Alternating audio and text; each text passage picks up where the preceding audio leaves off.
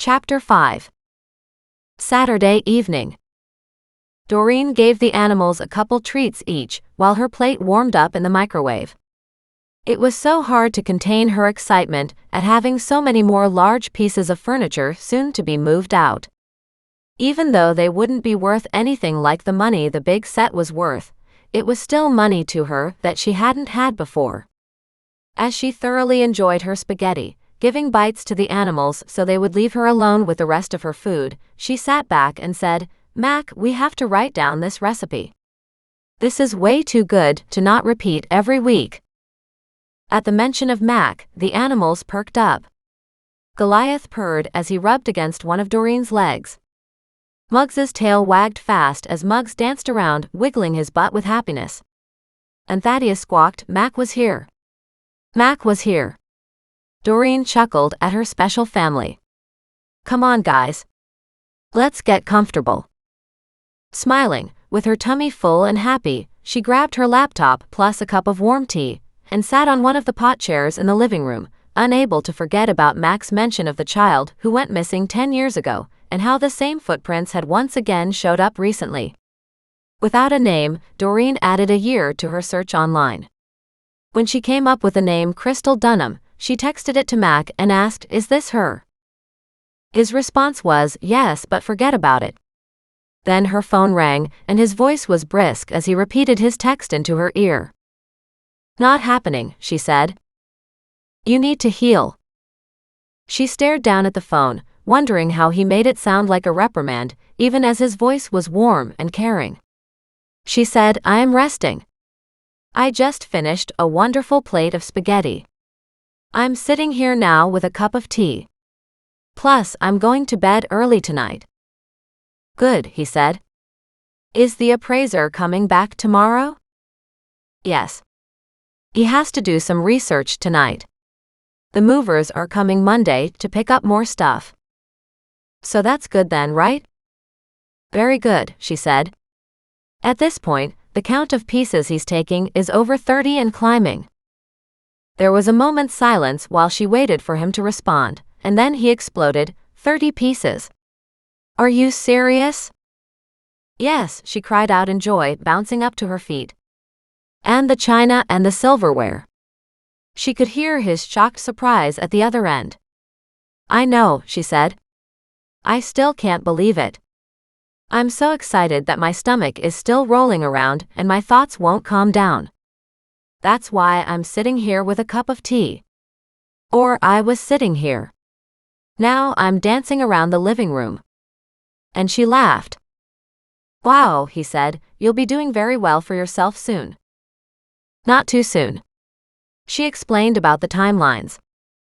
"I can see that," he said. "They want the stuff to go in a catalog to generate some buzz, and then of course there's accounting.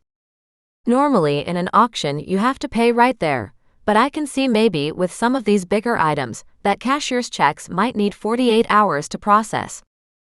And of course they have to cut checks to the sellers too." "Maybe," she said, "but I am looking at potentially 4 months. If not longer. So much stuff is involved in auctioning these pieces that it might take even longer." "You've been doing okay so far," he said gently. "Will you be okay for a few more months?" "I think so," she said. "I have some money. Penny paid me a little bit. You're paying me on a consistent basis." He said, "I forgot to leave you some today, didn't I?" "Not really," she said. "You're the one who keeps buying all the groceries." "Yeah," he said, "I do, but that's okay. I don't intend to take it out of your wages." She grinned. "That's nice to hear. And in about 2 months I should be getting some money from Wendy too," she said thoughtfully. "I think several $100s is down there for me. So it's mostly the next 60 days I have to get through." And then she remembered the $500 Nan had given her for renting a dumpster, only they hadn't had to do that. And then she gasped. "The brothers. I never got paid by the brothers. The car parts? I thought they handed you a wad of cash, or was it a check?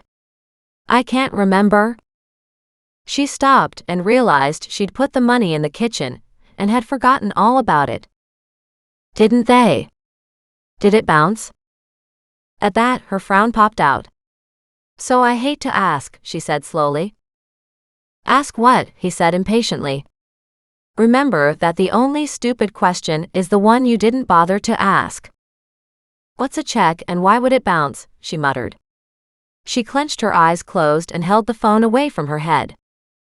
It started as a gentle splutter and very quickly turned into massive guffaws.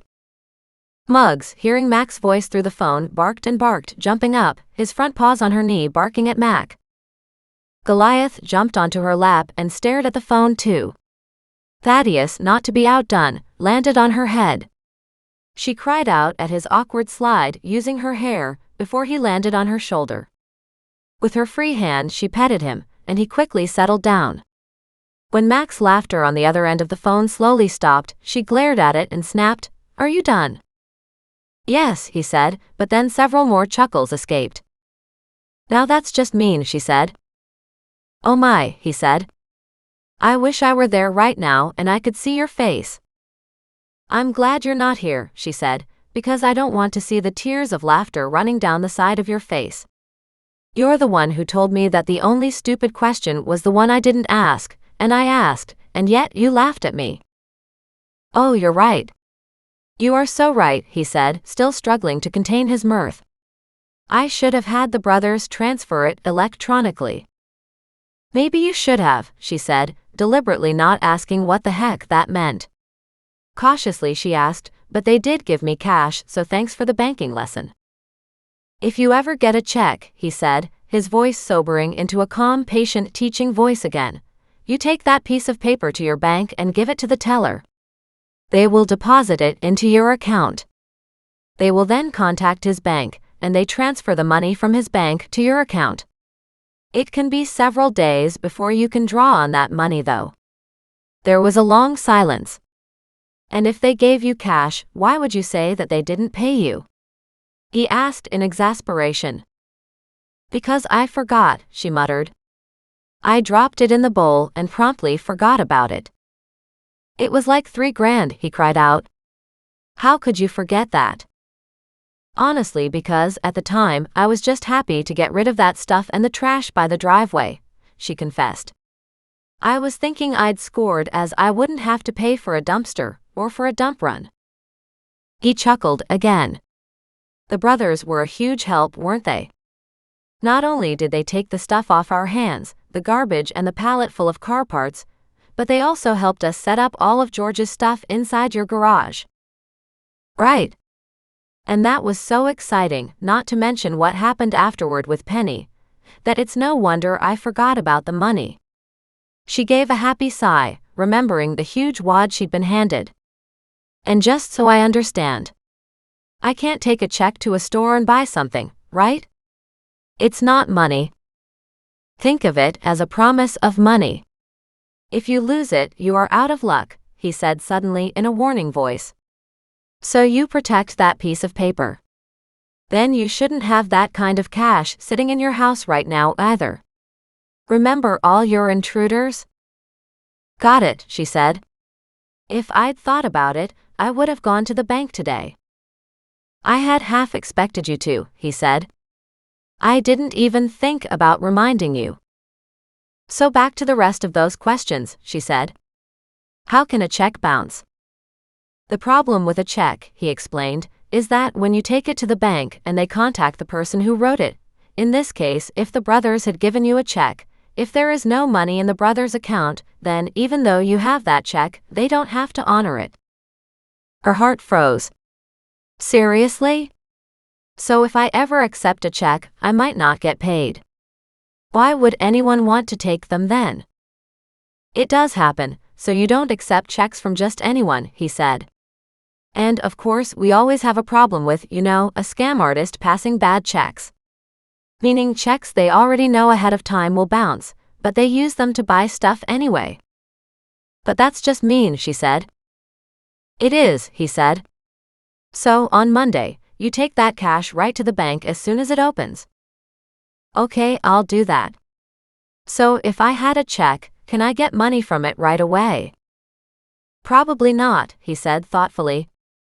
It depends on how much money you have in your account. The bank will tell you how quickly a check will clear, though. It could be as long as 48 hours before you could draw money on it. So, in theory, if I put the check in on Monday, she said, I can buy groceries on Wednesday.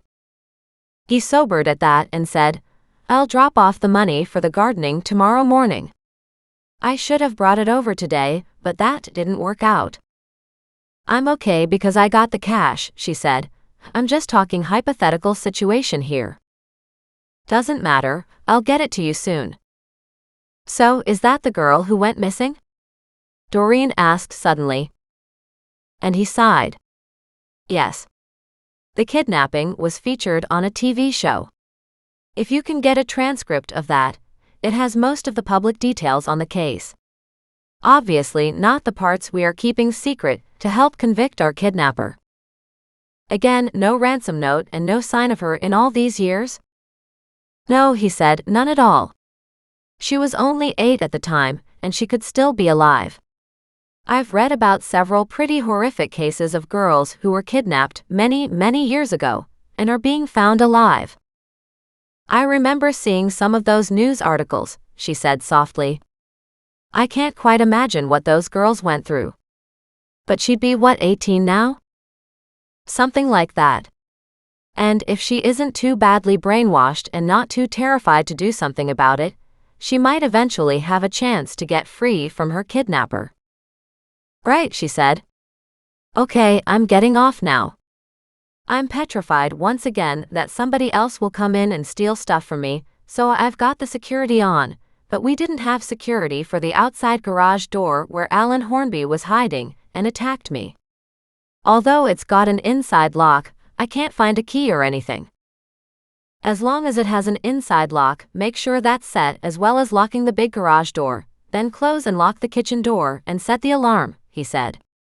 You should be fine. Nobody even knows about all the other pieces on the property. Good, she said. Anyway, I'll let you go. I'll start researching Crystal's case. And she hung up.